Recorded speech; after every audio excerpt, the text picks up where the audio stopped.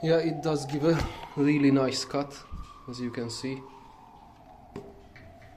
You just have to keep your hands steady while you're cutting it.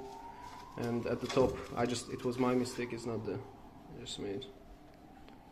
But that's okay, I just put it next to the wall. It will be next to the wall, so won't be able to see. So angle grind is good enough to make a cut.